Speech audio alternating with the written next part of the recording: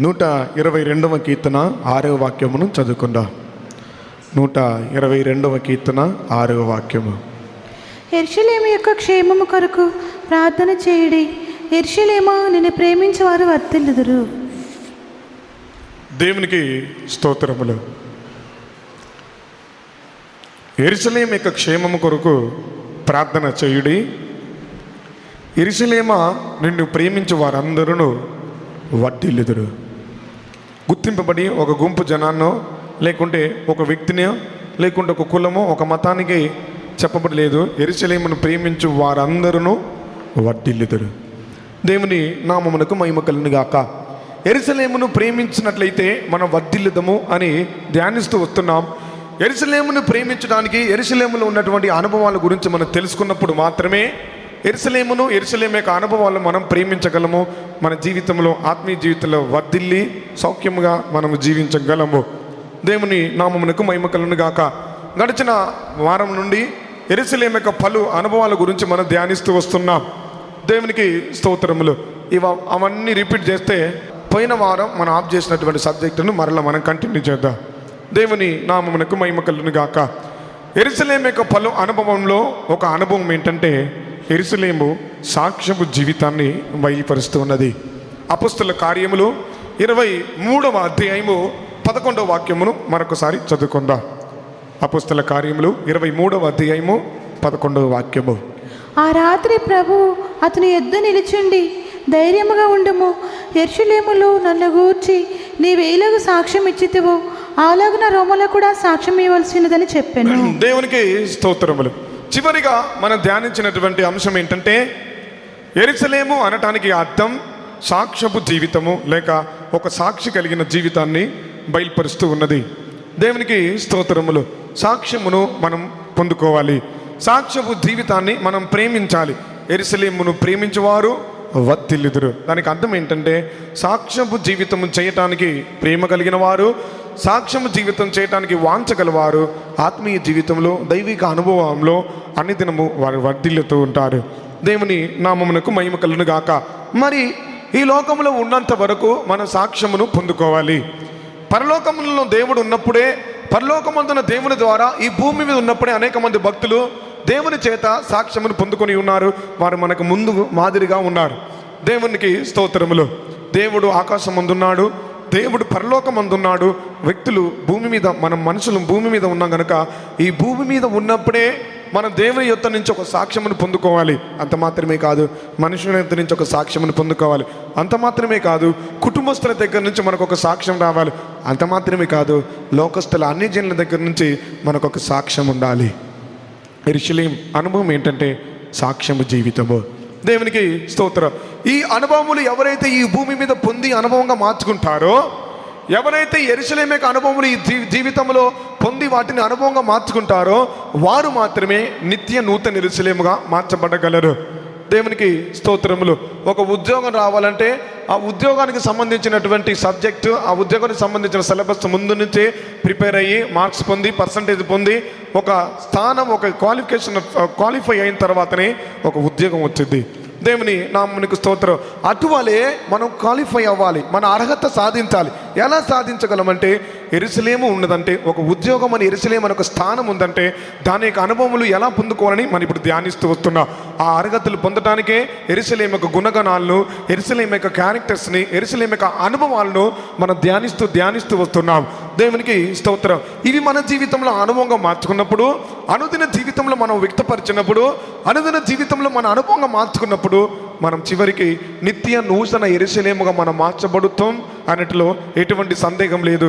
దానికి దేవుని యొక్క వాక్యమే మనకు సాక్ష్యము. దేవునికి స్తోత్రములు. జీవించినట్లయితే వారు ప్రతిఫలమును పొందుదురు, శ్రమపడినట్లయితే వారు ప్రతిఫలమును పొందుదురు, వారు పరిగెత్తినట్లయితే గురి అంతకు పరిగెత్తగలరు, గురి అంతకు పరిగెత్తినట్లయితే వారు బహుమానమును సాధించగలరు. దేవునికి స్తోత్రం. అందుకొరకే యెరూషలేము యొక్క అనుభవాల గురించి తెలుసుకున్నప్పుడు మాత్రమే యెరూషలేమును మనం ప్రేమింపగలము. దేవునికి స్తోత్రం. యెరూషలేము ఉన్నతమైన స్థానము, యెరూషలేము పరిశుద్ధమైన పట్టణము, యెరూషలేము చేర్చి కట్టబడిన సమాధానం గల పట్టణము, యెరూషలేము ఉన్నతమైన ప్రార్థన జీవితం, ఉన్నతమైన జీవితము. దేవునికి స్తోత్రం. యెరూషలేము శ్రమపడే జీవితము. దేవునికి స్తోత్రం. చివరిగా మనం ధ్యానించిన అంశం సాక్ష్యపు జీవితము. సాక్ష్యం మనకు కావాలి.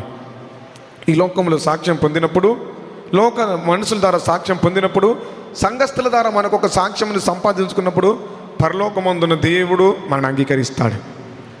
దేవునికి స్తోత్రం. మరి ఎలా సాక్ష్యం జీవితం చేయగలము, యెరూషలేముకు అనుభవం మనం ఎలా పొందుకోగలము, దానికి పోయిన వారం నేను ఒక వాక్యమును చెప్పి ఉన్నాను. దేవునికి స్తోత్రములు. అపొస్తలుల కార్యములు 1వ అధ్యాయములో మనం చూసినట్లయితే అక్కడ ఏ విధంగా మీరు నాకు సాక్షులై ఉందురు అని శిష్యుల గురించి యేసు ఎప్పుడు చెప్పాడంటే, ఒక అంశమును చెప్పిన తర్వాత మీరు నాకు సాక్షులై ఉందురు అని చెప్పి ఉన్నాడు. అపొస్తలుల కార్యములు 1వ అధ్యాయము 8వ వాక్యమును చదువుకుందాం. అపొస్తలుల కార్యములు 1వ అధ్యాయము 8వ వాక్యము.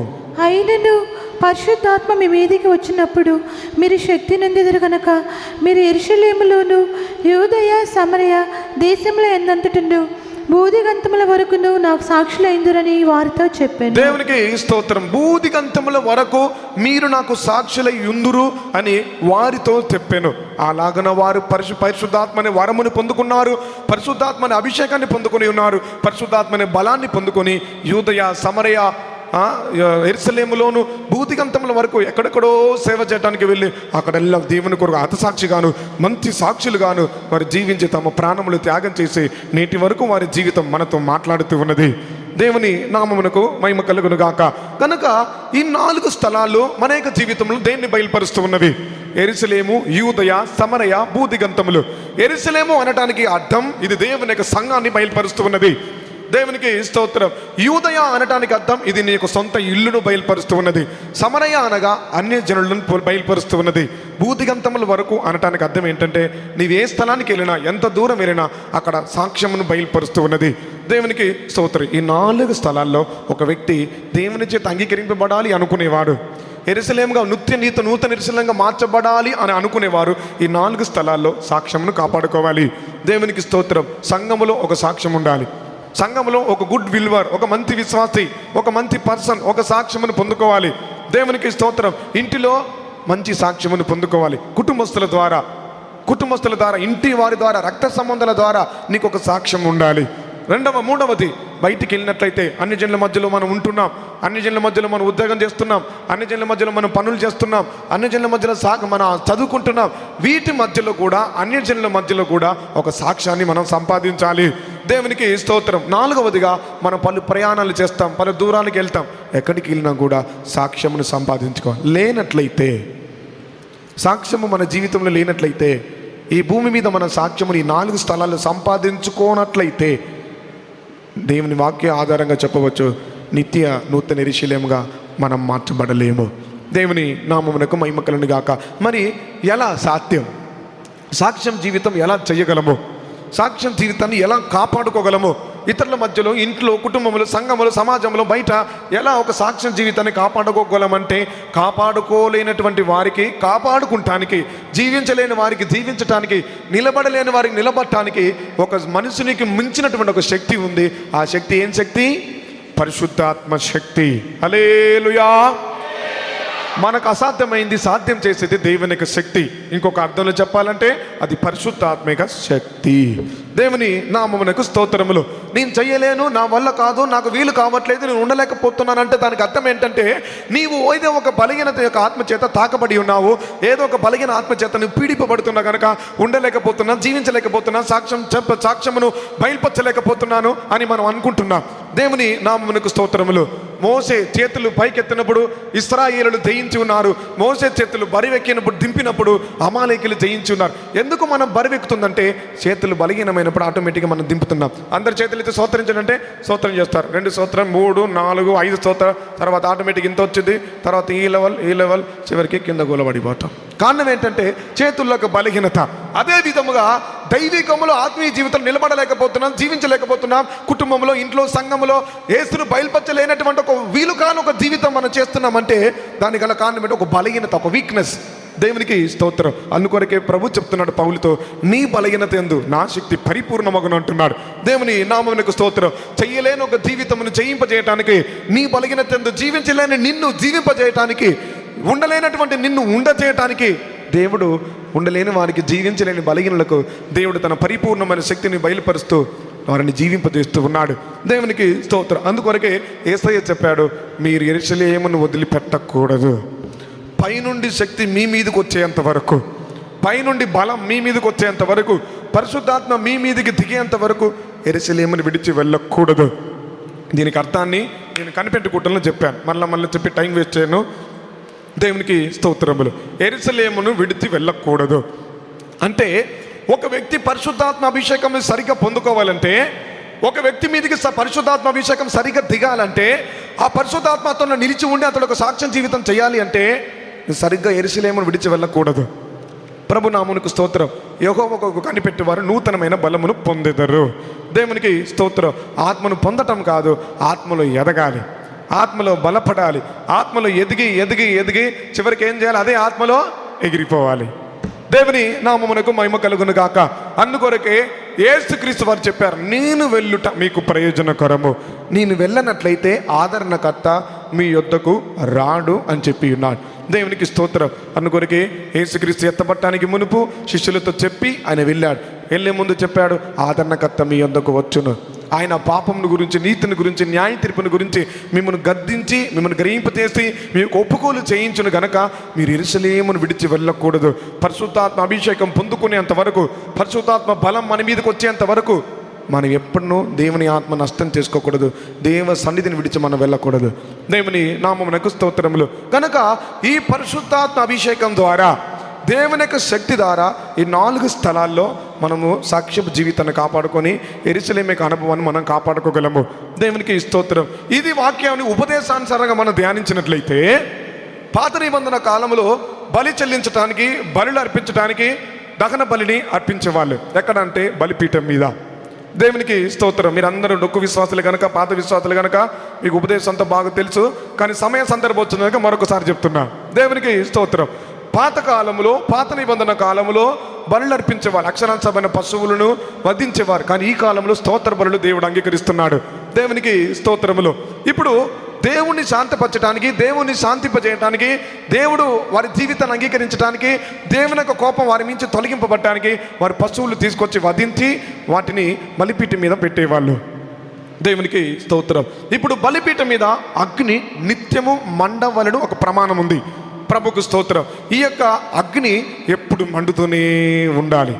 ఇది పలు అర్థాలను బయలుపరుస్తుంది. దాంట్లో ఒక అర్థం ఏంటంటే, ఇది పరిశుద్ధాత్మ దేవ అగ్నిని బయలుపరుస్తూ ఉన్నది. దేవునికి స్తోత్రం. ఇప్పుడు మనమే సజీవ యాగముగా బలిగా బలిపీఠం మీద మనం సమర్పించుకోవాలి. దేవునికి స్తోత్రం. బలిపీఠం యొక్క పని ఏంటంటే, తన మీద అప్పగించే ప్రతిదాన్ని బూడిదగా మార్చడమే బలిపీఠం యొక్క ఉద్దేశం. దేవునికి స్తోత్రం. సగం కాల్చి సగం కాల్చకూడదు. ఎప్పుడు అగ్ని మండుతుంది కనుక తనలో వేయబడిన ప్రతి పశువును, ప్రతి జంతువును, ప్రతి వధించినటువంటి ప్రతి ఒక్క బలి పశువును పూర్తిగా కాల్చి బూడిదగా మార్చడమే బలిపీఠం యొక్క ఉద్దేశము. దేవునికి స్తోత్రములు. అది కాల్చి తినటానికి కాదు, అది బూడిదగా మార్చడానికే బలిపీఠం మీద. ఒక వ్యక్తి బలిపీఠం సమర్పించుకోవడం అంటే మళ్ళీ తిరిగి వస్తారనే నిరీక్షణ మరొకరికి ఉండకూడదు. దేవుని నామమునకు మహిమ కలుగును గాక. కూట మధ్యలో మీ పిల్లలను వదిలిపెట్టబాకండి. కూట మధ్యలో పిల్లలను వదిలిపెట్టబాకండి. ఇదేదో ఒక ప్లే గ్రౌండ్ కాదండి. జాగ్రత్త. పిల్లల దగ్గర పట్టుకోండి.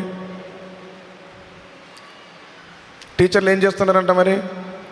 అక్కడి నుంచి పిల్లడు నడుచుకుంటూ చూసుకుంటూ ఇంగ్లీష్కుంటున్నారండి. అంతమంది టీచర్లు వరుసగా ఎందుకు కూర్చోబెట్టాం మిమ్మల్ని? రన్నింగ్ రేస్ అని ఉందండి ఇక్కడ. దేవుని నామమునకు మహిమ కలుగును గాక. బలిపీఠం మీద అప్పగించుకోవాలి. ఆ బలిపీఠం మీద మండుతున్న అగ్ని ఇది పరిశుద్ధాత్మ అభిషేకానికి సాదృశ్యం. దేవునికి స్తోత్రం. ఇప్పుడు ఒక పశువుని తీసుకొచ్చి బలిపీఠం మీద పెట్టినప్పుడు అగ్ని సరిగా మండలేదనుకోండి, అది సగం కాలి సగం కాలకుండా ఉండేది. కానీ అగ్ని సరిగ్గా మండినట్లయితే అది కొద్దిసేపట్లో బూడిదగా మార్చబడింది. దేవునికి స్తోత్రం. సగం కాలి సగం కాలకుండా ఉండకూడదు, పూర్తిగా కాల్చబడాలి.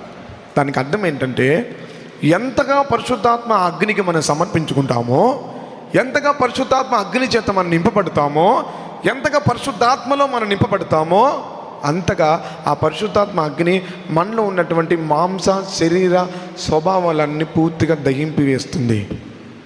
అంటే అర్థం ఏంటంటే, శరీరకత్వం లేనటువంటి ఒక స్వభావమును, శరీరకత్వం లేనటువంటి ఒక అనుభవాన్ని పరిశుద్ధాత్మ ద్వారా మనం పొందుకోవచ్చు. దేవుని నామమునకు స్తోత్రములు. సరిగ్గా సరిగ్గా కాలకపోవటం అర్థం ఏంటంటే కొన్ని స్వభావాలను జయం పొందుకొని కొన్ని స్వభావాలను విడుదల లేకపోవటం బయలుపరుస్తుంది. అందుకొనకే కొంచెం కాలకపోవటం వల్ల ఏం వాసన వచ్చింది? దుర్వాసన వచ్చింది. సరిగ్గా కాలితే ఇంకా దింపటం ఆలస్యం. మూతి గాలిన పర్వాలేదు, ఇంకా 4 గాలిన పర్వాలేదు, ఇక పీక్కు తినటమే. ఇంకా దేవునికి స్తోత్రం. కానీ సగం కాలినప్పుడు ఒక కోడిని సగం కాలుస్తున్న మధ్యలో గ్యాస్ ఆగిపోయింది, తింటారా దాన్ని? అలా తినేవాళ్ళు కూడా ఉన్నారనుకోండి. హల్లెలూయా. సగం కాలుస్తున్న గ్యాస్ అయిపోయింది, లేకుంటే మొత్తానికి ఏదో ఒకటి మంట ఆరిపోయింది అనుకోండి, తింటారా? తినేవాళ్ళు చేతులు ఎత్తండి. తినేవాళ్ళు ఉన్నారు, భక్షకులు. చెయ్యెత్తి పరుగు పోగొట్టుకోవాకండి. హల్లెలూయా. దేవుని నామమునకు మహిమ కలుగును గాక. ఓకే, సరిగ్గా కాలాలి. సరిగ్గా కాలినప్పుడు వచ్చే స్మెల్, దుర్వాసన ఏంటంటే సాక్ష్యము లేనటువంటి జీవితం. అందుకొనికి కొన్నిసార్లు మంచి స్వభావాలు బయలుపరుస్తున్నావు, కొన్నిసార్లు దుష్ట స్వభావాలను బయలుపరుస్తూ ఉన్నా. ఎందుకంటే సరిగ్గా దేవునికి ఆత్మకు అప్పగించుకుంటున్నావు, అదే సందర్భంలో ఇంకొక స్పిరిట్కి భ్రష్టపరచు ఆత్మ, మోసపరచు ఆత్మ. దేవుని నామమునకు స్తోత్రములు. అందుకొరకే ఆత్మచేత శరీర క్రియలు చంపిన ఎడల మీరు బ్రతుకుదురు, లేని ఎడల చచ్చెదరు. దేవుని నామమునకు మహిమ కలుగును గాక. కనుక సరిగ్గా కాలాలి. అభిషేకం నష్టమైపోయినప్పుడు, పరిశుద్ధాత్మ అభిషేకం నష్టమైపోయినప్పుడు, పరిశుద్ధాత్మ అభిషేకాన్ని మనం కోల్పోయినప్పుడు ఆత్మచేత నింపబడుతున్నాం, కానీ సరిగ్గా కాలట్లే. కనుక కాలటం లేదు కనుక కొన్ని మార్లు దుర్వాసన వీస్తున్నాం. మన నోటి మాటల ద్వారా, మన క్రియల ద్వారా, మన నడక ద్వారా, మన తలంపుల ద్వారా, మన జీవితం ద్వారా ఇతరులను దుఃఖపరిచే వారంగానే, వేదన పరిచే వారంగానే మాత్రం. అందుకొరకే సరిగ్గా బలిపీఠ సత్యానికి మనం అప్పగించుకోవాలి. దేవునికి స్తోత్రం. అప్పగించుకోవటం అర్థం ఏంటంటే అదొక బలి, ఒక జీవి అనేది అక్కడ కోల్పోతుంది. దేవునికి స్తోత్రం. మనలో ఉన్న దుష్ట స్వభావాలను కోల్పోవటానికి ఒక ప్రాణం పోయేంత పరిస్థితి వచ్చింది. దేవునికి స్తోత్రములు. కనుక బలిపీఠం మీద అగ్నికి మనం ఎంతగా సమర్పించుకుంటామో మనలో మాంసం లేని అనుభవం, శరీరకత్వం లేని అనుభవాన్ని పొందుకొని ఒక బూడిద, దానికి అర్థం ఏంటంటే శరీరత్వం లేనటువంటి, శరీర స్వభావం లేనటువంటి ఒక ఆత్మీయ జీవితాన్ని మనం పొందుకోగలవు. అటువంటి వారే నిత్య నూతన యెరూషలేముగా మార్చబడగలరు. దేవునికి స్తోత్రములు. అందుకొరకే కొంతమంది యెరూషలేములో ఉండలేకపోయారు, బయటకు వచ్చారు, దొంగల చేత కొట్టబడ్డారు. దొంగలకి ఎవరు కావాలి? బయటకు వచ్చేవాళ్ళు, కానీ లోపల ఉన్న వాళ్ళని దొంగలు ముట్టలేరు. అవునా? యెరూషలేములో ఉన్నవారిని దొంగలు లోపలికి వచ్చి ముట్టలేరు. యెరూషలేముకు బయటకు వచ్చినప్పుడే దొంగలు ముట్టగలరు. దొంగలు కొట్టి, వస్త్రములు దొంగిలించి, కొర ప్రాణంతో పడవేశారు. దేవునికి స్తోత్రం.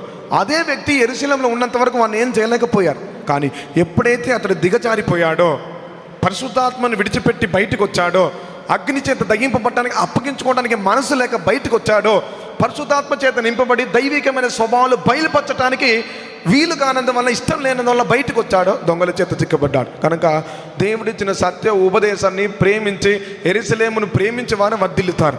దేవునికి స్తోత్రం. యెరూషలేమును ప్రేమించేవారు యెరూషలేములో నిలబడతారు. యెరూషలేమును ప్రేమించేవారు యెరూషలేముకు అనుభవములు హృదయములో దాచుకొని వాటిని అనుభవంగా మార్చుకుంటారు. యెరూషలేముకు అనుభవములు దాటి వెళ్ళి ఉన్నామో, పరిశుద్ధాత్మను విడిచిపెట్టి ఉన్నామో, నెక్స్ట్ మనకు వచ్చేది కొడతారు. దానికి అర్థం ఏంటంటే శరీరానుసారమైన క్రియలు చేత మనం చంపబడతాము. దేవునికి స్తోత్రములు. కానీ కరుణగల దేవుడు, కృపగల దేవుడు ఎన్నో మార్లు మన యెరూషలేము నుంచి బయటకు వచ్చినా కూడా మన ఇంకను ఎత్తిరిస్తూనే ఉన్నాడు. ఇకనైనా మనం ప్రభు తట్టు తిరిగి దైవికమైన గుణగణాలు బయలుపరుస్తూ యెరూషలేములో నిలిచి ఉందాం. నిశ్చయముగా సందేహం లేదు, నూతన యెరూషలేముగా దేవుడు మనల్ని మారుస్తాడు. ప్రభుకు స్తోత్రం. ఇవన్నీ గురించి శుద్ధీకరణ కూటలు ఆల్రెడీ అయిపోయింది. శరీరానుసార కార్యాలు, స్వభావాలు, దుష్ట స్వభావాలు అన్నీ అయిపోయింది. సంఘం పవిత్రపరచబడింది కనుక మరలా ఎత్తి నేను చూపట్లేదు. దేవుని నామమునకు స్తోత్రం. యెరూషలేము సాక్ష్యపు అనుభవం. మనం కాల్చబడినప్పుడు, దేవుని ఆత్మకు అప్పగించుకోనప్పుడు మనం చెడు స్వభావాలు బయలుపరుస్తున్నాం. కనుక ఆత్మానుసారులు ఆత్మీయ కార్యాలు ఎంత మనసు ఉంచుతారు, ఆత్మానుసారులు ఆత్మీయ కార్యాల గురించి ఆత్మీయ రీతిలో ఆలోచిస్తారు. కానీ శరీరానుసారులు శరీర సంబంధమైన కార్యాల గురించే ఆలోచిస్తారు. దేవునికి స్తోత్రం. మనం దేవుని ఆత్మను పొందుకొని ఉన్నామా? ఆత్మచేత నింపబడుతున్నామా? ఆత్మాభిషేకాన్ని కాపాడుకోగలుగుతున్నామా? దేవుని నామమునకు మహిమ కలుగును గాక. అందుకొరకే యెరూషలేమును ప్రేమించువారు వర్ధిల్లుదురు. దేవుని పరిశుద్ధ నామమునకు మహిమ కలుగును గాక. తర్వాత మనం చూసినట్లయితే యోవేలు ప్రవచన గ్రంథం 3వ అధ్యాయము 16వ వాక్యమును చదువుకుందాం. యోవేలు 3వ అధ్యాయము 16వ వాక్యము. యెహోవా సీయోనులో నుండి గర్జించుచున్నాడు, యెరూషలేములో నుండి తన స్వరము వినబడజేయుచున్నాడు. భూమి ఆకాశములు వణుకుచున్నవి. అయితే యెహోవా తన జనులకు ఆశ్రయమగును, ఇశ్రాయేలీలకు దుర్గముగా ఉండును. హల్లెలూయా, హల్లెలూయా. దేవుని పరిశుద్ధ నామమునకు స్తోత్రములు. ఇక్కడ యోవేలు 3వ అధ్యాయము 16వ వాక్యములో మనం చదివిన మాట ప్రకారముగా ఇక్కడ సియోనులో నుండి యెహోవా సియోను నుండి గర్జించుచున్నాడు, యెరూషలేములో నుండి తన స్వరము వినబడ చేయుచున్నాడు. దేవునికి స్తోత్రం. ఇక్కడ యెరూషలేము యొక్క ఇంకొక అనుభవం ఏంటంటే దేవుని యొక్క స్వరం వినబడే ఒక అనుభవం, లేక దేవుని యొక్క స్వరం వినేటటువంటి ఒక అనుభవాన్ని బయలుపరుస్తూ ఉన్నది. దేవునికి స్తోత్రం. మనము నూతన యెరూషలేముగా మార్చబడి ఉన్నాము. హెబ్రీలకు 12:22 వాక్యంలో యెరూషలేమునకు సియోనుకును వేవేల దూతల యొద్దకు మనం వచ్చి ఉన్నాము అని రాయబడింది. అంటే దానికి అర్థం ఏంటంటే క్రొత్త నిబంధన సంఘముతో నూతన నిబంధన సంఘముతో మనం ఇప్పుడు ఐక్యపడినటువంటి సంఘముతో మనం వచ్చి ఉన్నాం. రావటం మాత్రమే కాదు, సంఘములో వచ్చిన మనం అనుదినం దేవుని యొక్క స్వరాన్ని మనం వినాలి. దేవునికి స్తోత్రములు. నేను ఒక 2 క్వశ్చన్స్ వేస్తాను. ఒకే క్వశ్చన్ 2 అర్థాలు చూపిస్తుంది. ఒకే క్వశ్చన్ ఇస్తాను, 2 అర్థాలు, 2 జవాబులు ఉన్నాయి దానికి. దేవునికి స్తోత్రములు. యెరూషలేము అనే మాటకు ఇప్పుడు మనం ధ్యానించిన యోవేలు 3:16 వాక్య ప్రకారంగా దేవుని స్వరం, యెహోవా యెరూషలేమును తన స్వరమును వినిపింపజేయుచున్నాడు. యెరూషలేము అనే మాటకు అర్థం దేవుని యొక్క స్వరము వినే అనుభవము. దేవునికి స్తోత్రం. ఎవరు దేవుని స్వరమును వినగలరు? తెలిసిన వాళ్ళు చేయొచ్చు. ఎవరు దేవుని స్వరం వినగలరు? ఎవరికి దేవుని స్వరం వినిపించును?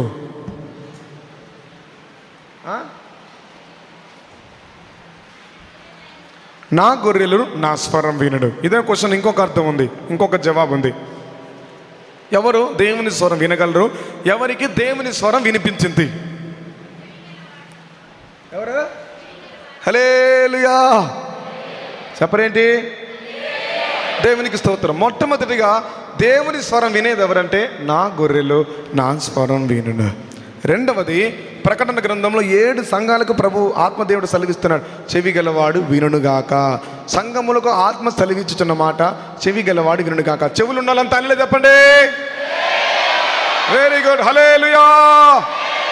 కొంతమందికి ఉడత చెవులు, కొంతమందికి ఏనుగు చెవులు, కొంతమందికి సింహం చెవులు, కొంతమంది ఎలుక చెవులు, ఈ విధంగా పలు ఆకారాల్లో పలు మందికి చెవులు ఉన్నాయి. కానీ చెవులు ఉండవచ్చు, కానీ ఏం చెవులు కావాలంటే దేవుని యొక్క స్వరాన్ని వినే చెవులు కావాలి. ప్రభు నామమునకు స్తోత్రములు. అందరికీ చెవులు ఉన్నాయి, చెవులు పోతే కూడా మిషన్లు కూడా వచ్చాయి ఇప్పుడు. కానీ ఎంత మిషన్లు పెట్టుకున్నా దేవుని స్వరం వినట్లయితే ఆత్మీయ జీవితంలో మనం చెవిటి వాళ్ళమే. ఇక దేవుడు ఎంత మాట్లాడినా వారికి వినిపించదు. ఇక దేవుడు ఎంత గద్దించినా వారికి గ్రహింపు రాదు. ఇక దేవుడు ఎంత హెచ్చరించినా నేను కథలను నేను ఇంతే. దేవుడు నామమునకు స్తోత్రం. ఎందుకంటే వారికి వినిపించట్లే. నేను సూలూరుపేటలో సేవ చేసేటప్పుడు ఒక రైల్వే గేట్ ఉంది. టౌన్లోకి ఎంటర్ అయ్యేటప్పుడు ఒక గేట్. కలుదురా కొంచెం, మీ అక్కడ కలుదురా మనం. Very good. దేవుని నామమునకు స్తోత్రం. ఒక గేట్ ఉంది. టౌన్లోకి ఎంటర్ అయ్యేటప్పుడు ఒక గేట్ వేశారు. అలారం మోగిపోయింది, గేట్ వేశారు. అందరు ఆగిపోయారు. ఒక ముసలాం అతను నడుచుకుంటూ వస్తుంది. ట్రైన్ డ్రైవర్ హారన్ కొడుతూనే ఉన్నాడు. వినిపించుకోలేదు. కళ్ళు మందమైపోయాయి, చెవులు అస్సలకే పూర్తి అవుట్. హారన్ కొడుతున్న ట్రైన్ డ్రైవర్ హారన్ కొడుతున్నాడు. ఆమె కదలట్లేదు. సరిగ్గా ట్రాక్ పైకి వచ్చేది ఒకటే గుద్దు, అవుట్. ఏ కారణం ఏంటి? నష్టం జరగడానికి కారణం ఏంటి? ఇక్కడ నడవటానికి కాళ్ళు ఉన్నాయి, చేతులు ఉన్నాయి, బాగానే ఉంది. ఏంటి ఆమెకు లేదు? చెవులు పోయాయి.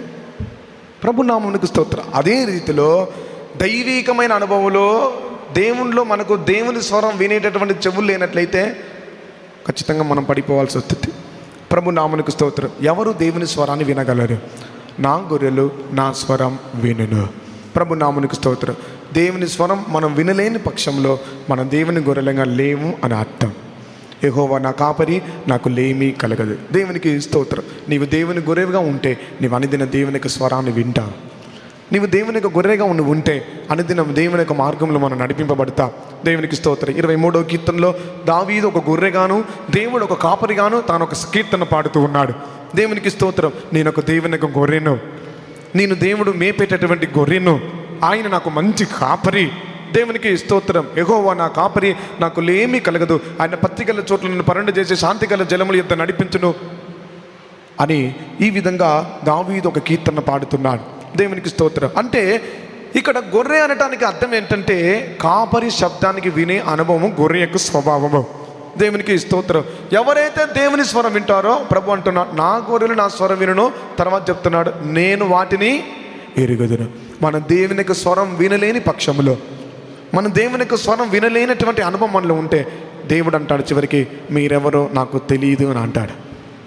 దేవుని స్వరం దేవుని యొక్క వాక్యం మూలంగా మనం వినవచ్చు. దేవుని యొక్క స్వరం ప్రవచనం మూలంగా మనం వినవచ్చు. దేవుని యొక్క స్వరం కేరూబుల మధ్యలో నుంచి దైవ సేవకుల ద్వారా దేవుని యొక్క స్వరాన్ని మనం వినవచ్చు. దేవుని నామమునకు మహిమ కలుగును గాక. మన చెవులు తెరబడాలి. జకర్యా మనం చదువుతున్నాం 7వ అధ్యాయంలో, వారు పూర్వమందు పితరుల ద్వారా పూర్వ ప్రవక్తల ద్వారా తెలియజేయబడినటువంటి వాక్యములు, వర్తమానములు, ప్రవచనములు వినకుండునట్లు వారు తమ చెవులు మూర్ఖులై వారు తమ చెవులు మూసుకొనిరి. 7వ అధ్యాయము 11, 12 వాక్యములు చదువుకుందాం. అయితే వారు ఆలకింపనొల్లక మూర్ఖులై వినకుండా చెవులు మూసుకునిరి. దేవునికి స్తోత్రం. ఇక్కడ ఎవరు చెవులు మూసుకున్నారంటే మూర్ఖులు. హల్లెలూయా, హల్లెలూయా. హల్లెలూయా చెప్పేది కూడా మీకు వినిపించట్లేదు అనుకుంటా, అందుకే హల్లెలూయా చెప్పట్లేరు. హల్లెలూయా. మూర్ఖులై వారు తమ చెవులు మూసుకొని. ఇక్కడ మూర్ఖులు అంటే పేతురు చెప్తున్నాడు, మూర్ఖులకు ఈ తరము వారికి వేరై ప్రత్యేకపరచుకుని జీవించుడి. దేవునికి స్తోత్రం. మూర్ఖుడు అనటానికి అర్థం ఏంటంటే రక్షణ లేనటువంటి అనుభవం గలవాడు. దేవునికి స్తోత్రం. కానీ ఇక్కడ దేవుడు ఒక మనిషితో మాట్లాడేటప్పుడు, దేవుడు ఒక వ్యక్తిని గద్దించేటప్పుడు, దేవుడు ఒక వ్యక్తిని హెచ్చరించేటప్పుడు వారు తమ చెవులు మూసుకుంటున్నారు. వారు ఎవరంటే మూర్ఖులు. దేవునికి స్తోత్రం. కొంతమందికి మనం సువార్త చెప్పేటప్పుడు, ట్రాక్స్ ఇచ్చేటప్పుడు మనం వస్తుండే కానీ ఎల్లు ఎల్లు ఎల్లు అంటారు, చెప్తుండగా చాలయ్య చాలయ్య చాలయ్య అంటారు. కారణం ఏంటి? దానికి అర్థం ఏంటంటే దేవుని స్వరం వినలేనటువంటి ఒక మూర్ఖత వారికి ఉంది. అందుకొరకే సైన్యములకు అధిపతి యెహోవా యొద్ద నుంచి వచ్చే ఉగ్రత కొరకు వారు కాచుకొని ఉన్నారు. దేవునికి స్తోత్రం. పూర్వలోకాన్ని దేవుడు జలప్రలయం ద్వారా నాశనం చేసి ఉన్నాడు. కానీ ఇప్పుడు నివసిస్తున్నటువంటి కాలము, అది గలాతీ 1వ అధ్యాయం 4వ వాక్యంలో పౌలు చెప్తున్నాడు, ప్రస్తుతం మనం నివసించుతున్న దుష్టకాలం అగ్ని కొరకు ఉంచబడి ఉన్నది. దేవుని నామమునకు మహిమ కలుగును గాక. దేవుని యొక్క స్వరాన్ని తిరస్కరించి, దేవుని యొక్క స్వరాన్ని త్రోసివేసి, దేవుని యొక్క గద్దింపును తిరస్కరించి, దేవుని యొక్క ఆలోచనని తిరస్కరించి, దేవుని ఆలోచనకు లోబడకుండా మూర్ఖులై మన అవిధేయత చూపించి మన చెవులు మూసుకున్నట్లయితే ప్రభు చెప్తున్నాడు, ఇక్కడ వాక్యంలో రాయబడినది, సైన్యములకు అధిపతియకు యెహోవా యొద్ద నుంచి మహోగ్రత వారి మీదకి వచ్చెను. ఇదే యెహోవా వాక్కు. చదవండి ఆ వాక్యం. జకర్యా 7వ అధ్యాయము 11, 12 వాక్యములు. అయితే వారు ఆలకింపనొల్లక మూర్ఖులై వినకుండా చెవులు మూసుకునిరి. ధర్మశాస్త్రమును పూర్వీకులైన ప్రవక్తల ద్వారా సైన్యములకు అధిపతి యెహోవా తన ఆత్మ ప్రేరేపణ చేత తన ఆత్మ ప్రేరేపణ ద్వారా, ఇక్కడ నిలబడి మాట్లాడేది ఆత్మ ప్రేరేపణ బట్టే మాట్లాడుతున్నాం. ఆత్మ ప్రేరేపణ ద్వారా తెలియజేసినటువంటి దేవుని యొక్క మాటలను, దేవుని యొక్క మనసులో ఉన్నటువంటి మాటలను తాము వినకుండానట్లు, వారు వినకుండానట్లు హృదయములను కురువిందం వలె కఠినపరుచుకునేది గనుక సైన్యములకు అధిపతి యెహోవా యొద్ద నుండి మహోగ్రత వారి మీదకి వచ్చెను. కింది వాక్యం. కావున సైన్యములకు అధిపతి యెహోవా సెలవిచ్చినదేమనగా, యెహోవా సెలవిచ్చినదేమనగా, నేను పిలిచినప్పుడు వారు ఆలకింపకపోయిరి కనుక వారు పిలిచినప్పుడు నేను ఆలకింపను. దేవునికి స్తోత్రములు. చూసారా, చివరికి ఈ స్థితి వచ్చింది. మనం కావాలని తప్పించుకుంటాం.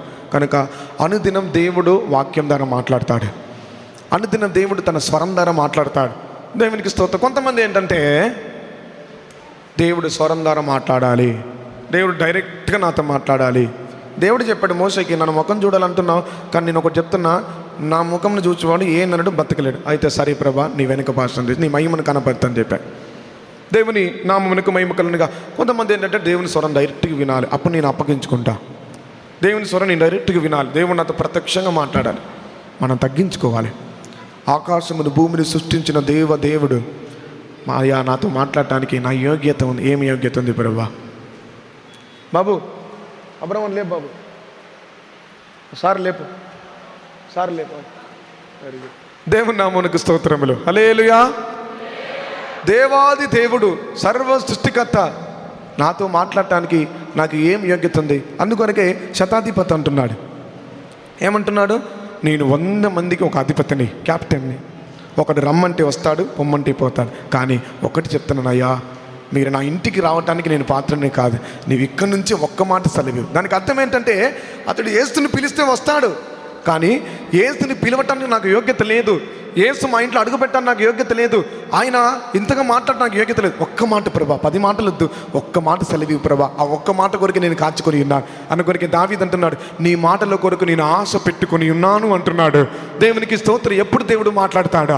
ఎలాగో దేవుడు మాట్లాడతాడా? దర్శనం ద్వారా, స్వప్నముల ద్వారా, ప్రవచనం ద్వారా, వాక్యముల ద్వారా, పాటల ద్వారా దేవుడు పలు రీతిలుగా మనుషులతో మాట్లాడుతున్నాడు. మన దేవుని స్వరం వినగలుగుతున్నామా? ఎవరైనా స్వరం ఒక్కరోజు ఎవరైనా ఫ్రెండ్ మాట్లాడకపోతే బడబడ బడబడ బడబడ బడ, ఆమె నాతో మాట్లాడలేదు, ఈయన నాతో మాట్లాడలేదు, ఏంటి సారీ గీరి అదే వాళ్ళు చుట్టుకోతిలాగా తిరుగుతూ ఉంటారు. సారీ అమ్మా, సారీ అమ్మా, సారీ అమ్మా, please please please please please. కానీ దేవుడు ఒకరోజు మాట్లాడకపోతే మన అన్నం తింటున్నామా? ఫుల్గా తింటున్నాం. ఒకరోజు దేవుని స్వరం వినకుంటే హ్యాపీగా ఉంటున్నాం. కానీ మనుషులు మాట్లాడకపోతే ఇక మనకు నెమ్మది ఉండట్లేదు, సంతోషం ఉండట్లేదు. కానీ మనుషులు మాట్లాడకపోయినా పర్వాలేదు, దేవుడు మాట్లాడితే చాలు. యోబు అంటున్నాడు, నా అనుదిన ఆహారము కంటే, నా అభిప్రాయము కంటే నీ వాక్యమును నేను ఆశ పెట్టుకొని ఉన్నాను. నా ఆహారము కంటే నేను హెచ్చుగా ఎంచుకొనిచున్నాను. దేవునికి స్తోత్రం. కనుక యెరూషలేము అనడానికి మాట అర్థం ఏంటంటే దేవుని యొక్క స్వరం వినే అనుభవము. నీకు పర్టికులర్గా ప్రత్యేకంగా పర్సనల్గా ప్రార్థన చేసుకునేటప్పుడు ఒక శబ్దం నీకు వినిపించింది. ఏలియాతో దేవుడు మాట్లాడలేదు. స్టార్టింగ్లో ఒక పెనుగాలు వచ్చింది, ఒక తుఫాను వచ్చింది, ఒక భయంకరమైన శబ్దం వచ్చింది. పెనుగాల్లోనూ యెహోవా ఏలియాకు ప్రత్యక్షం అవ్వలేదు. గాలి వచ్చింది, పెద్ద గాలి, బడబడ బడబడ గాలి వచ్చింది. ఆ గాలిలోనూ యెహోవా అతనికి ప్రత్యక్షం అవ్వలేదు. కానీ గాలి, తుఫాను, శబ్దం, ఆర్భాటం అంతా అయిపోయిన తర్వాత మెల్లటి స్వరంతో ఏలియాతో దేవుడు మాట్లాడాడు. కొన్నిసార్లు పరిశుద్ధాత్మ కూటానికి వచ్చి బాగా అన్య భాషలు మాట్లాడినట్టు మనకు ఉండిద్ది, మంచిగా అందరూ బాగా ఆత్మ నింపబడతారు. అప్పుడు దేవుడు మాట్లాడాడు మనకు. కానీ రాత్రి ప్రార్థనలో దుఃఖంతో ఏడుస్తూ ప్రభువా స్తోత్రం స్తోత్రం అప్పుడు మాట్లాడతాడు. దేవునికి స్తోత్రం. కనిపెట్టుకుంటా కొంచెం ఇంత బాగా అభిషేకం నింపబడ్డానే, ఇంత బాగా అన్య భాషలు మాట్లాడే, దేవుడు నాకు మాట్లాడని చెప్పి నువ్వు డిస్కరేజ్ అవ్వద్దు. దేవునికి స్తోత్రం. మన రాజుల గ్రంథంలో చదువుతున్నాం, మెల్లడి స్వరంతో గాలి అంతా పోయిన తర్వాత, వర్షమంతా ఆగిపోయిన తర్వాత, శబ్దమంతా ఆగిపోయిన తర్వాత, ఇప్పుడు ఒంటరితనం నిమ్మలమైనప్పుడు ఇప్పుడు దేవుడు మెల్లటి స్వరంతో మాట్లాడుతున్నాడు. దేవునికి స్తోత్రం. అందరు ఉన్నప్పుడు మాట్లాడటం కాదు, అందరు లేనప్పుడు దేవునికి స్వరాన్ని విని, దేవునికి స్వరం ద్వారా ఆదరణ పొందే ఒక అనుభవాన్ని మనం కాపాడుకోవాలి. ప్రభుకి స్తోత్రం. దావీదు అంటున్న ఒక మాట, దేవా నీవు నాతో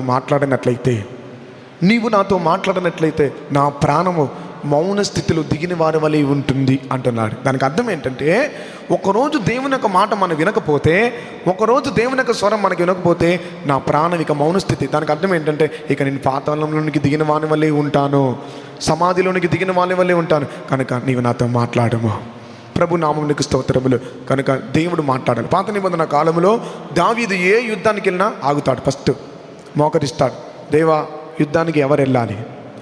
ఈ పలానా ఊరికి వెళ్తున్నా, నేను వెళ్ళొచ్చా వెళ్ళకూడదా? పలానా దేశానికి వెళ్తున్నా వెళ్ళొచ్చా వెళ్ళకూడదా? పలానా ఇంటికి వెళ్తున్నా వెళ్ళొచ్చా వెళ్ళకూడదా? పలానా గ్రామానికి వెళ్తున్నా వెళ్ళొచ్చా వెళ్ళకూడదా అని మోకరించి ప్రార్థన చేసి అప్పుడు దేవుని స్వరం వినిపించింది దావీదుకి. ఏంటి? నువ్వు వెళ్ళవచ్చు, కానీ ఒక కండిషన్, నీవు ముందు వెళ్ళొద్దు. నీకు ముందు ఎవరు వెళ్ళాలి? కానానీయుల మీదకి యుద్ధానికి ముందు ఎవరు వెళ్ళాలి?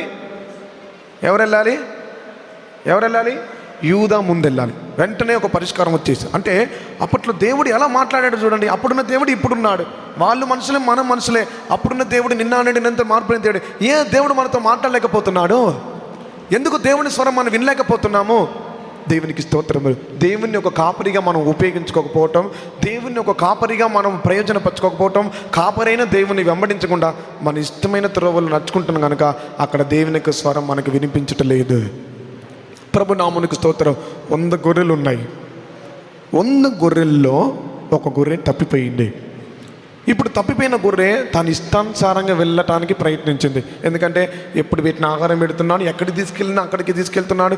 ఈయన చెప్పిందే వినాలి, చేసిందే చేయాలి, కూర్చోబెడితే కూర్చోవాలి, లేపితే లేవాలి, పడుకోమంటే పడుకోవాలి, తినమంటే తినాలి, తాగమంటే తాగాలి, బయటికి విడితే బయట. ఇది ఎందుకురా జైలు జీవితం అనుకొని బయటికి వచ్చేసింది. కొంచెం వెళ్ళింది చూస్తుంటే ఇంకా ఆహారం దొరుకుతున్నది. తిని చివరికి ఏ ఆహారం లేనటువంటి ముళ్ళలోకి వెళ్ళిపోయింది.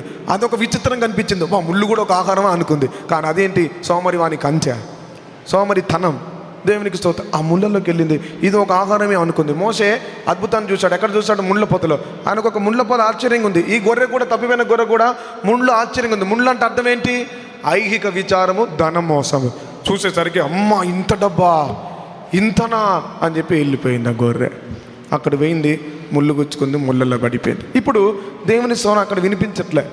మరలా కాపరి వచ్చి వెతికి వెతికి వెతికి వెతికి గొర్రె, నా బిడ్డ, నా కుమారి, నా కుమార్తె ఇక్కడ ఉంటే అప్పుడు ఓహో నన్నే పిలుస్తుందని చెప్పి మ్యాన్ అరిసింది. వెంటనే వెళ్ళి ఏం చేశాడు? కాపరి విడిపించాడు. నువ్వు విను, ఫస్ట్ దేవుని స్వరం విను. నీ పలు బంధకాల నుంచి బయటికి రావాలంటే, పలు ముళ్ళ కంప నుంచి బయటికి రావాలంటే, పలు ఇబ్బందుల నుంచి బయటికి రావాలంటే అసలు దేవుడు నీతో ఏం మాట్లాడుతున్నాడు, దేవుడు నీ గురించి ఏం ఎదురు చూస్తున్నాడు, దేవుని యొక్క మనసులో నిన్ను గురించిన ప్రణాళిక ఏంటి, ఇది తెలుసుకోకుండా 99 వదిలిపెట్టి, ఇంత మంచి సహవాసం వదిలిపెట్టి ఇష్టాన్ని జీవిస్తానని చెప్పి ముండ్లు, సంపద, ఆస్తులు అని చెప్పి ఇష్టానికి మనం ఎక్కడికన్నా వెళ్ళామనుకోండి, అక్కడ కాపరి స్వరం ఉండదు. అందుకొనికి దావీదు ఒక రాజు అయినా కూడా దేవుని ఆలోచన ప్రకారం నడిపింపబడేవాడు. దేవా పలానా దేశానికి ఎవరు వెళ్ళాలి, యుద్ధానికి ముందు ఎవరు వెళ్ళాలి, నాకు ఒక సైన్యం ఉంది, నాకు ఒక యుద్ధం, ఒక ఖడ్గం ఉంది, నాకు ఒక పరాక్రమశాలు ఉన్నారు. ఆయన అది కాదు ప్రభా, నా యెహోవా వల్ల నాకు సైన్యమును దాటుదును, ఆయన వల్ల నేను ప్రాకారము దాటుదును, నా అంతటి నేను ఏమీ చేయలేను, కనుక నీవే నాకు సహాయము. ఆయన ఆశ్రయము దుర్గము, ఆపత్కాలములో నమ్మదగిన సహాయకుడని నేను ఎరిగి ఉన్నాను కనుక దేవా ఎవరు ముందు వెళ్ళాలి. వెంటనే దేవుడు ఉత్తరమిస్తాడు, పలానా వాళ్ళు ముందు వెళ్ళాలి, నీవు ఆగు, ఇక్కడ ఉండు, అక్కడికి వెళ్ళు. అందుకొరకే పలు ప్రవక్తల్ని ఆత్మదేవుడు ఏం చేస్తాడు? అంతటా నేను ఆత్మవశుడనై ఆత్మదేవుని చేత ఒక ఎముకలు గల ఒక లోయలోనికి తీసుకొని పోబడి తిని, అతడే వెళ్ళలా, ఆత్మదేవుడు అతన్ని తీసుకెళ్ళాడు. దేవునికి స్తోత్రములు. దేవుడు మన నడిపించే మార్గంలో ఒక అద్భుతములు చూపిస్తాడు. దేవునికి స్తోత్రం. యెహెజ్కేలు ప్రవక్త నిల్చున్నాడు, అంతటా దేవుని యొక్క మాట అతనికి ప్రత్యక్షమైంది. వెంటనే ఆ మాట విన్న వెంటనే ఆత్మదేవుడు అతనికి లోబడి, ఆ మాట విన్న వెంటనే ఆత్మదేవుడు అతని మీదకి దిగాడు. ఆత్మదేవుడు దిగిన వెంటనే ఒక లోయలోనికి తీసుకెళ్ళాడు. ఒక లోయ. కొన్నిసార్లు దేవుడు మనం తగ్గిస్తాడు, కొన్నిసార్లు ఇతరుల ముందు మనల్ని తగ్గిస్తాడు. మనకు ఉన్నటువంటి వారి మీద, మనకంటే చిన్నవారి ముందు మనం తగ్గిస్తాడు. తగ్గించి లోయలోనికి తీసుకెళ్ళాడు. ఏం అర్థం కాలేదు. అక్కడ చూస్తే అన్ని ఎండిన ఎముకలు, చనిపోయిన శవాలు, ఏ నరం లేదు, ఎముకలు లేదు, అక్కడ చర్మం లేదు, మాంసం లేదు, రక్తం లేదు, ఏమీ లేదు, కేవలం ఎండిపోయిన ఎముకల మధ్యలోకి తీసుకెళ్ళి అక్కడ నిలబెట్టాడు. ఏంటి దేవుడు అసలుకి? దేవుని మాట వింటే నాకు దొరికేది ఇదా, నేను దేవుని ఆత్మకు లోబడితే నాకు దొరికేది ఇదా అని ఏం ప్రశ్న వేయలే. నరపుత్రుడా, ఈ ఎముకలు బ్రతకగలవా అని అడిగాడు. ఇప్పుడు ఒక పరీక్ష వచ్చింది అక్కడ. దేవుని మాట విన్నందుకు, దేవుని మాటకు లోబడ్డందుకు, ఆత్మ అతని మీదకి దిగినందుకు ఇప్పుడు ఒక పరీక్ష. నరపుత్రుడా, ఈ ఎముకలు బ్రతకగలవా? విశ్వాస పరీక్ష వచ్చింది. నీ యొక్క విశ్వాసం ఎలా ఉందని పరీక్షించడానికి ఆత్మదేవుడు ఒక లోయలోనికి తీసుకెళ్ళాడు, తగ్గించాడు. తగ్గించటం మాత్రమే కాదు, ఒక విశ్వాస పరీక్షలు వెళ్ళి. దేవునికి స్తోత్రం. అందుకు ప్రభు అంటున్నాడు, ఆ ఎముకలను చూచి ప్రవచనం ఎత్తుము. ప్రవచనం అంటే అర్థం ఏంటి? అది దేవుని యొక్క మాట. యెహోవా ఈలాగు సెలవిచ్చుచు ఉన్నాడు. ఆమేన్, హల్లెలూయా. ఆయన మాట వల్ల దేవుడు సమస్తమును కలగజేసి ఉన్నాడు. ఇది కలుగును గాక అంటే అది అలాగనే అయింది. వెలుగు కలుగును గాక అలాగనే అయింది. నీరు, సముద్రం, నీరు, భూమి వేరవును గాక అంటే దేవుడు సమస్తమును వేర్పరిచి ఆయన మాట చొప్పున సమస్తమును కలగజేసి ఉన్నాడు. ఇప్పుడు యెహెజ్కేలు ప్రవక్త అంటున్నాడు, ఎముకలు చూచి ప్రవచనం ఎత్తుము. ఎండిన ఎముకలారా జీవింపబడుడి, జీవ ఆత్మ వారిలోనికి దేవుడు డైరెక్ట్గా పంపించవచ్చు కదా. దేవుడు డైరెక్ట్గా ఎండిన ఎముకలు ఉన్నాయని తెలిసి డైరెక్ట్గా ఒక మనిషిని తీసుకెళ్ళి మధ్యలో ఎందుకు అతనికి పరిశోధనలు, ఎందుకు మధ్యలో మనుషునికి టెస్టులు, మనుషునికి ఎందుకు ఈ శోధనలు? దేవుడు డైరెక్ట్గా వెళ్ళి లోయలు ఉన్నాయని తెలిసి తెలియని మనుషుని తీసుకెళ్ళి ఎందుకు తెలియజేసి దుఃఖపెట్టి బాధ పెట్టి అతనికి ఒక భయాన్ని పుట్టించాలి? డైరెక్ట్గా దేవుడు వెళ్ళి ఆ ఎముకలను జీవింపజేయచ్చు కదా. లేదు లేదు లేదు, డైరెక్ట్గా దేవుడు చేస్తే నీవు దేవుడు ఎవరని తెలుసుకోలేకపోతావు కనుక నీ గురించి, నిన్ను గురించి, నీ మూలముగా గొప్ప కార్యాలు చేయటానికి కొన్ని మార్లు దేవుడు ఒంటరి మార్గంలోనికి, చీకటి మార్గంలోనికి, లోతట్టు లోయల మార్గంలోనికి, ఏ మనిషి జీవం లేని మనుషుల మధ్యలోని దేవుడు మనం నడిపిస్తాడు. అక్కడ దేవుని యొక్క మాట మన ద్వారా ప్రత్యక్షం అవుతుంది. అక్కడ దేవుని యొక్క మాట మన మూలంగా బయలుపడుతుంది.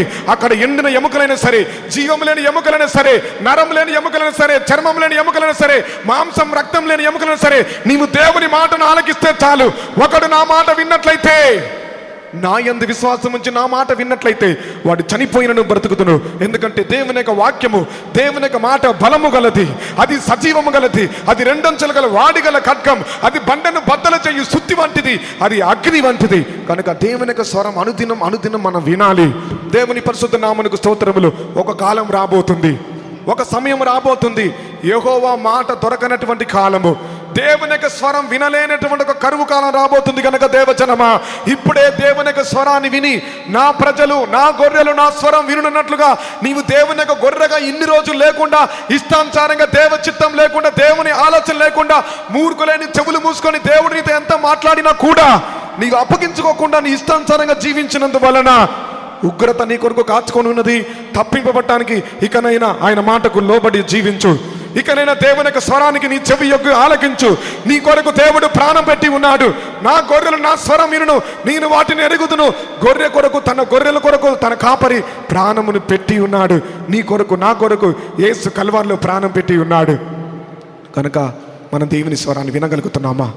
యెరూషలేములో నుండి దేవుడు తన స్వరమును వినిపింపజేయును. దేవుని నామమునకు మహిమ కలుగును గాక. గొర్రె మొరపెట్టింది, కానీ ఎవరు ఆదుకోలేకపోయారు. కానీ కాపరి ఒకసారి మొరపెట్టిన వెంటనే గొర్రె ఆలకించింది. వెంటనే కాపరి వదిలిపెట్టలేదు. నీ పలు బంధకాల్లో ఉన్నట్లయితే, పలు ఇబ్బందులు ఉన్నట్లయితే, ముళ్ళ వంటి ఇబ్బందులను ఉన్నట్లయితే ఒకసారి కాపరికి మొరపెట్టు. దేవునికి స్తోత్రములు. అందుకొరకే జకర్యాలో మనం చదివి ఉన్నాము. మరొకసారి ఆ వాక్యం చదువుకుందాం. 7వ అధ్యాయము. అయితే వారు ఆలకింపనల్లక మూర్ఖులై వినకుండా చెవులు మూసుకొనిరి. ధర్మశాస్త్రమును పూర్వీకులైన ప్రవక్తల ద్వారా సైన్యములకు అధిపతియగు యెహోవా తన ఆత్మ ప్రేరేపణ చేత తెలియజేసిన మాటలను తాము వినుకుండునట్లు హృదయములను కురువిందం వలె కఠినపరుచుకునేది గనుక సైన్యములకు అధిపతియగు యెహోవా యొద్ద నుండి మహోగ్రత వారి మీదికి వచ్చేను. కావున సైన్యములకు అధిపతియగు యెహోవా సెలవిచ్చినదేమనగా, సైన్యం వారు వినకపోయారు కనుక ఉగ్రత వారి మీదకి వచ్చింది. ఇప్పుడు దేవుడు మరొక మారి సెలవిస్తున్నాడు. సైన్యములకు అధిపతి యెహోవా ఇలాగూ సెలవిచ్చుచున్నాడు, నేను పిలిచినప్పుడు మీరు ఆలకింపకపోయిరు గనుక వారు పిలిచినప్పుడు నేను ఆలకింపను. మీరు పిలిచినప్పుడు నేను ఆలకింపను. అంత స్థితి మనకు రాకూడదు. కనుక ఇన్ని రోజులు ఒకవేళ దేవుని యొక్క స్వరం వినలేని పరిస్థితులు ఉంటే ఇక నేను పిలుద్దాం. అడుగుడి మీకు ఇవ్వబడిన అంటున్నాడు, తట్టుడి మీకు తెరవబడిన అంటున్నాడు. కనుక నిశ్చయంగా యెహోవాకు మొరపెట్టు వారు నిశ్చయంగా ఉత్తరమును పొందుతారు, మరు ఉత్తరమును పొందుతారు. కనుక దేవుని నామమునకు స్తోత్రం. దేవుని మనం పిలిచిన ఆయన మనల్ని వినకుంటే నిశ్చయంగా అంతకంటే దౌర్భాగ్యమైన స్థితి మనకి ఏది ఉండదు. ఆయన ఆపత్కాలం నమ్మదగిన సహాయకుడు, మనకు ఆశ్రయము, ఆయనే మనకు సహాయము, ఆయనే మనకి కేడుము, ఆయనే మనకు బలము, ఆయనే మనకు దుర్గము. తల్లి కంటే తండ్రి కంటే ఉన్నతమైన దేవుడు. పిలిస్తే ఆయన రాకుండా మౌనంగా ఉంటే ఇక సహాయము, ఆదరణ ఎవరి దగ్గర నుంచి మనకు రాదు. దేవునికి స్తోత్రం. కనుక దేవుడు మన జీవితంలో మౌనంగా ఉండకుండా ఉండాలంటే నీవు ఆయనతో మాట్లాడాలి. మొట్టమొదటిగా ఆయన నీతో మాట్లాడిన వెంటనే నువ్వు లోబడాలి. ప్రభుకి స్తోత్రం. దేవుడు సౌలుతో మాట్లాడాడు, అమాలీకులను పూర్తిగా నాశనం చెయ్యి. దేవుని స్వరం విన్నాడు, కానీ విన్న తర్వాత దేవుని యొక్క స్వరానికి అప్పగించుకోలే. ఈ దినాల్లో చాలామందితో దేవుడు మాట్లాడుతున్నాడు, కానీ అప్పగించుకోని అవిధేయత, హృదయ కాఠిన్యం, మూర్ఖత్వం ఉన్నందువలన పనిష్మెంట్స్ మన లైఫ్లో వస్తున్నాయి. అందుకొనికే లూకాసు వార్త 14వ అధ్యాయంలో మన 47వ వాక్యంలో చదువుచున్నాం. యజమాని చిత్తం నెరిగి ఉండి దాని చిత్తమునకు లోబడక ఉండు దాసునికి అనేకమైన దెబ్బలు తగులును. చదవండి వాక్యం. లూకాసు వార్త 14:47.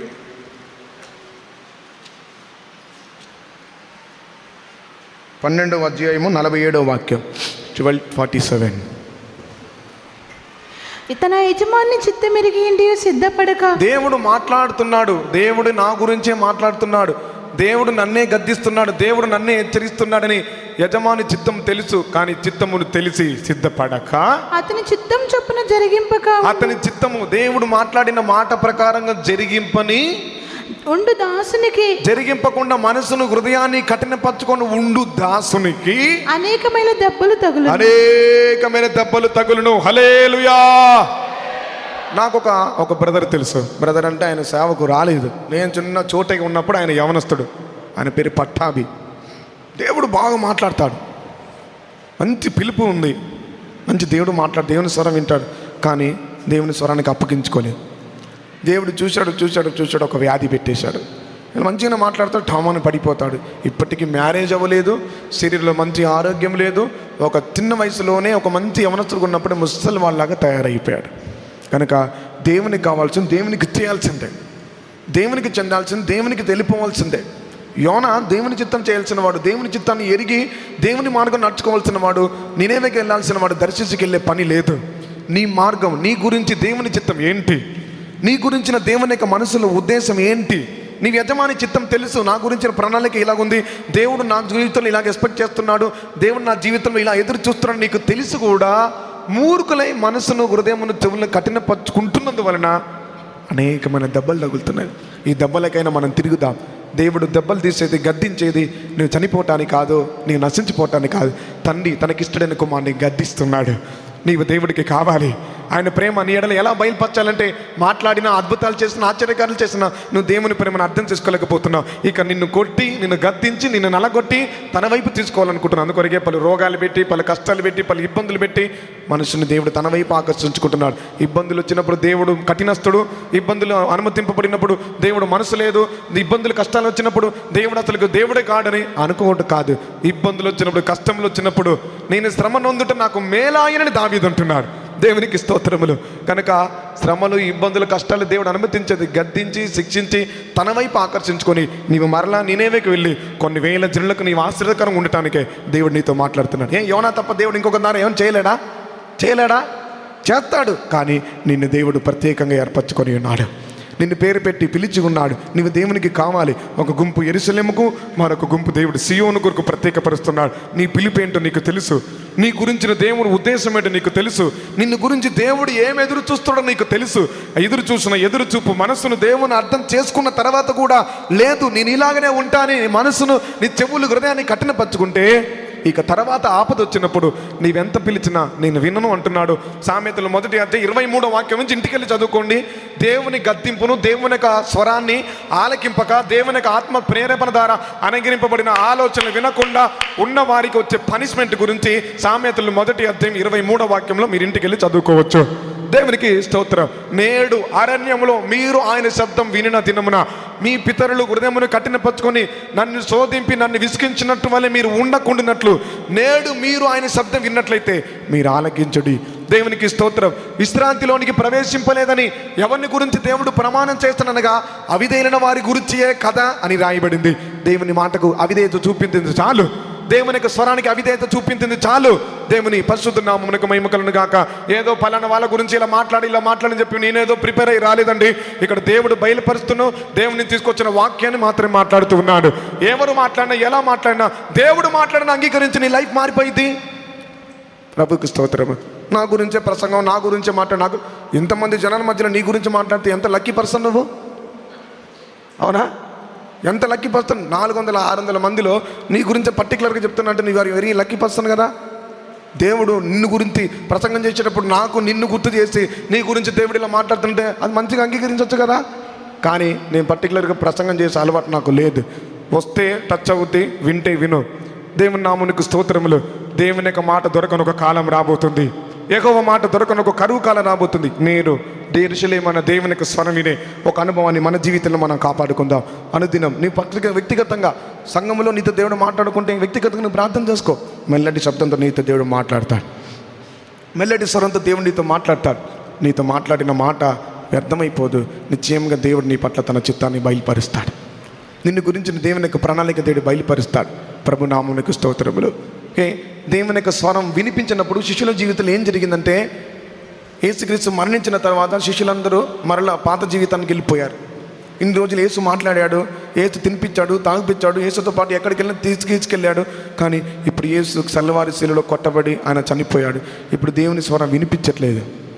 ప్రభుమా, దేవుని స్వరం వినిపించట్లేదు. ఇప్పుడు గాడ్ సైలెంట్గా ఉన్నాడు. ఎందుకంటే ఆయన చనిపోయిన దేవుడు అనుకుంటున్నారు. ఇక ఎవరు లేరనుకొని ఇప్పుడు ఏం చేశారు శిష్యులు, మరలా చేపలు పట్టడానికి వెళ్ళారు. నీ జీవితంలో కూడా దేవుడు మౌనంగా ఉన్నాడని నీ వెనకబడిపోతున్నా, కానీ ఆయన నీతో ఆల్రెడీ నీతో మాట్లాడాడు. నేను సజీవుడనై ఉంటాను, నేను 3వ దినము లెగుస్తాను, నేను పునరుత్థానం, జీవం నేనే, మార్గము, సత్యం, జీవం. నీతో దేవుడు ఎన్నో మాటలు మాట్లాడాడు. కానీ మాట్లాడని సందర్భాల్లో, దేవుడు మౌనంగా ఉన్న సందర్భాలను డిస్కరేజ్ అవ్వకూడదు. దేవుడు అబ్రహాముకు ఈసాకును ఇస్తానని వాగ్దానం ఇచ్చిన తర్వాత, వాగ్దానం నెరవేర్చబడటానికి కొన్ని సంవత్సరాలు వాగ్దానం ఇచ్చిన తర్వాత, దేవుడు అబ్రహాం జీవితంలో 13 సంవత్సరాలు మౌనంగా ఉన్నాడంట. కానీ అబ్రహాం సమస్యలిపోలేదు. మాట ఇచ్చి దేవుడు ఎక్కడికి వెళ్ళిపోయాడు, మాట ఇచ్చిన దేవుడు అబద్ధం ఆడిపోయాడు అని చెప్పి అదేనే పడలేదు. అబ్రహాము దేవుణ్ణి అనగా దేవుని యొక్క మాటను నమ్మాను, అది అతనికి నీతిగా మార్చబడింది. కనుక గాడ్ సైలెంట్గా ఉన్నాడని చెప్పి నీ వెనకబడిపోవద్దు.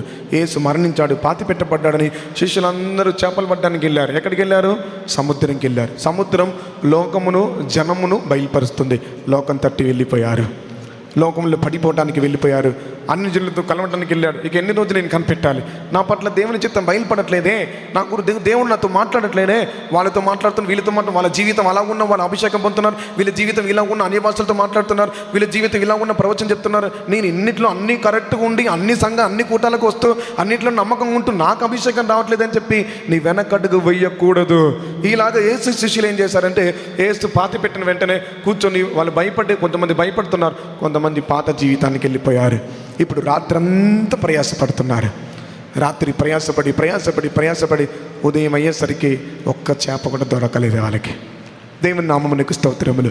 యేసు లేని జీవితం చీకటి జీవితం, దేవుని స్వరం వినలేని జీవితం చీకటి జీవితం. చీకట్లో నువ్వు ఎంత ప్రయాసపడ్డా, నీకు మంచి జాలర్లు ఇవ్వాలి, ఎక్కడ చేపలు ఉంటాయో వాళ్ళకు తెలుసు, నీకు మంచి జ్ఞానం ఉంది, సామర్థ్యం ఉంది, తెలివి ఉంది. కానీ యేసును విడిచిపెట్టి, దేవుని యొక్క స్వరం లేకుండా, దేవుని ఆలోచన లేకుండా నీ స్వయం డిసిషన్ తీసుకొని నాకు ఈ జీవితం వద్దు, నేను చేపలు పట్టడానికే వెళ్తాను అంటే అక్కడ నీకు దొరికేది ఒక్క చేప దొరకదు. నీ ఒట్టి వల్ల తీసుకుని నువ్వు రావాల్సిందే. ఉదయకాలం యేసు, వేకోజామున, అరుణోదయమున ఇప్పుడు యేసు మాట్లాడుతున్నాడు. పిల్లలారా, భుజించటానికి మీ యొక్క ఆహారం ఏమైనా ఉన్నదా? మా దగ్గర ఏమీ లేదు. అప్పుడు యేసు చెప్తున్నాడు, మీ వలలు కుడి పక్కన వేయుడి. వారు వెంటనే దేవుని స్వరానికి లోబడి ఉన్నారు. ఇన్ని రోజులు ఏమీ సాధించలేకుండా ఉండవచ్చు, ఇన్ని రోజులు ఆత్మీయ ఆశీర్వాదాలు అన్నీ కోల్పోయి ఉండవచ్చు. నీవు రాత్రి పగలు ప్రయాసపడి ఒక్క చేప కూడా పట్టలేకుండా నీవు రిక్తముగా దరిద్ర స్థితిలో ఉండవచ్చు. ఈ దినం దేవుడు నీతో మాట్లాడుతున్నాడు. ఇకనైనా నీవు దేవుని యొక్క స్వరానికి లోబడి నీ వలను కుడి పక్కన వేయుడి. కుడి పక్క అనడానికి అర్థం దేవుని యొక్క సన్నిధిని బయలుపరుస్తున్నది. యేసుక్రీస్తు తండ్రి కుడి పార్శ్వమందు విజ్ఞాపన చేస్తున్నాడు. విజ్ఞాపన చేసే స్థలం దేవుని యొక్క సన్నిధి. ఇక దేవుని సన్నిధిలో కనిపెట్టు. నీ గురించిన ప్రణాళిక బయలుపడిద్ది, నీ గురించి ఉద్దేశించిన ఉద్దేశం బయలుపడిద్ది. నీ వలను కుడి పక్కన వేయండి. అయ్యా, మేము అంత లెఫ్ట్ సైడే తిరగలేదు, మొత్తం తిరిగామని చెప్పలేదు వాళ్ళు. అవునా? ఓన్లీ లెఫ్ట్ సైడ్ మాత్రమే తిరిగారు వాళ్ళు. వాళ్ళంతా వేసుకొని మొత్తం చుట్టూ తిరిగారు. దేవునికి స్తోత్రం. ఒక ప్రశ్న కూడా అడగలేదు, ఒక సందేహం కూడా అడగలేదు. ఇన్ని రోజులు మాట్లాడిన దేవుడు ఇప్పుడే ఎలా మాట్లాడతాడు? ఇన్ని రోజులు అభిషేకించిన దేవుడు ఇప్పుడే ఎలా అభిషేకిస్తాడు? ఇన్ని రోజులు రాని ఆశీర్వాదం ఇప్పుడు ఎక్కడి నుంచి వచ్చింది? బాలే చెప్పావులయ్యా అని సందేహపడలేదు, అవిశ్వాసపడలేదు. వినుట వలన విశ్వాసం కలుగును. ఈ మాట వింటున్న దేవుని బిడ్డ, దేవుడు నీతోనే మాట్లాడుతున్నాడు. ఇకనైనా నీ వ్యక్తిగత జీవితం కొరకు దేవుని సన్నిధిలో కనిపెట్టు. నీ వలను కుడి పక్కన వేయి. యెహోవా నా కుడి పార్శ్వమందున్నాడు గనుక నేను కదల్చబడను. నీవు అనేక మార్లు తొట్టిల్లిపోతున్నావు, కదల్చబడుతున్నావు. దేవుని చిత్తం ఏంటో తెలియలేక తికమకలాడిపోయి అనేక మార్లు నీ జీవితం సమస్యలిపోయి, దేవుడు వద్దు, యెరూషలేము వద్దు, దేవుని సన్నిధి వద్దు, ఆత్మీయత వద్దు, అనేక మార్లు నువ్వు యెరూషలేమును విడిచి బయటికి వెళ్ళిపోతున్నావు, వెళ్ళిపోతాననుకుంటున్నావు. కానీ ఈ దినమున దేవుని హెచ్చరిస్తున్నాడు. తను ప్రేమించే వారిని గద్దించి హెచ్చరించినట్లుగా, యెరూషలేమును విడిచి వెళ్ళకము. యెరూషలేము దేవుని యొక్క సన్నిధి. పైనుండి శక్తి నీ మీదకి వచ్చే వరకు నువ్వు తినకు, త్రాగకము. అందుకే దావీదు అంటున్నాడు, యాకోబు దేవునికి నేను ఒక గూడారమును కట్టేంత వరకు, నేను ఒక నివాస స్థలం కట్టేంత వరకు, నా యొక్క విశ్రమ స్థానమునకు నేను మంచం ఎక్కను, నేను భోజనము చెయ్యను, నా నాలుక నా పై అంగిటికి అంగుటుకొనును గా. కానీ ఒక భయంకరమైన ఉపవాసంతో ఉన్నాడు దావీదు. దేవుడు అంటున్నాడు, నా హృదయానుసారుడు, నా ఇష్టానుసారుడు నేను ఇతన్ని కోరుకొని ఉన్నాడు.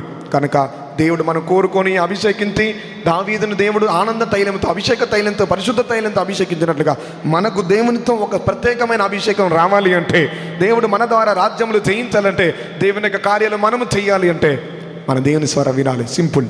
కనుక వాక్యాన్ని చదువుకుందాం, బాగా వాక్యాన్ని చదవండి, వాక్యాన్ని వినండి, వాక్యాన్ని వినాలి, బాగా చదువుకోవాలి. చదవగా దేవుని యొక్క వాక్యములు వినగా ఆ వినటం వలన మనకు విశ్వాసం కలుగుతుంది. మనము సాక్ష్యం జీవితం చేయగలము, ప్రభు కొరకు జీవించగలము. యెరూషలేము దేవుని యొక్క స్వరం వినే అనుభవం. కనుక స్వరం వినటానికి ముందు, దేవునికి స్వరం వినబడకపోవటానికి ముందే ఈ కాలంలోని దేవుని మాట్లాడటానికి మనం దేవునితో మాట్లాడదాం. మూగవాళ్ళు సైగలు చేసుకుంటారు. మూగవాడు ఒక మాట్లాడొచ్చేవాడు కూడా సైగలు చేసుకుంటారు. కానీ ఇద్దరు మాటలు వచ్చినవాడు సైగలు చేసుకోరు, మాట్లాడుతూనే ఉంటాడు. దేవుడు నీ జీవితంలో మౌనంగా ఉన్నాడంటే నీవు మౌనంగా ఉన్నావు. నీ ఆత్మీయ జీవితం వదిలిపెట్టావు. నీవు వ్యక్తిగతంగా దేవునితో మాట్లాడే అనుభవం వదిలిపెట్టావు. ఇకనైనా నీవు దేవునితో మాట్లాడు. నీవు 100 మాటలు మాట్లాడితే ఆయన ఒక్క మాట మాట్లాడతాడు. ఆ ఒక్క మాట కొరకైనా నువ్వు ప్రయాసపడు. ఆ ఒక్క మాట కొరకైనా నువ్వు దేవునితో ప్రయాసపడు. ఆయన ఒక్క మాట మాట్లాడితే నీ లైఫ్ చేంజ్ అయిపోయింది. మన స్వభావాలు మారిపోతాయి. మన జీవితం పూర్తిగా మార్చబడింది. ఒక్క మాట సెలవివ్వు ప్రభువా. మనందరం కనిపెడదాం, దేవునికి సన్నిధిలో కనిపెడదాం. దేవుని చిత్తమైతే మరొక వారం మనం ధ్యానించుకుందాం. దేవుని సన్నిధిలో కనిపెట్టి, దేవా ఈ దినాల్లో నీవు నాతో మాట్లాడు. ఇక మౌనంగా ఉంది చాలు, ఇక నా జీవితంలో సైలెంట్గా ఉంది చాలు. యెరూషలేము దేవుని యొక్క స్వరం, యెరూషలేములోని దేవుడు తన స్వరమును మనకు వినిపింపజేయుచున్నాడు. ఇదిగో ద్వారమునొద్ద నుండి తలుపు తట్టుచూ ఉన్నాడు. ఇదిగో నీ హృదయం అనే తలుపును దేవుడు తట్టుతూ ఉన్నాడు. నీ మనసును దేవుడు తట్టుతూ ఉన్నాడు. ఎవడు నా స్వరం విని తలుపు తెరచునో వానిలోనికి నేను ప్రవేశించి వానితో కూడా నేను భోజనము చేస్తానని ప్రభు సెలవిస్తున్నాడు. నీలోనికి రాకుండా దేవుడు నీ ఇంటి బయటే ఉన్నాడు. నీలోనికి రాకుండా నీ హృదయం బయటే దేవుడు ఉన్నాడు. నీలోనికి రాకుండా దేవుడు నిన్ను విడిచి దూరంగా ఉన్నాడు. ఈ ఉదయకాలం దేవుడు నిన్ను గద్దిస్తున్నాడు. ఎన్ని మాళ్ళు దేవునక మాటకు అవిధేయత చూపించావు?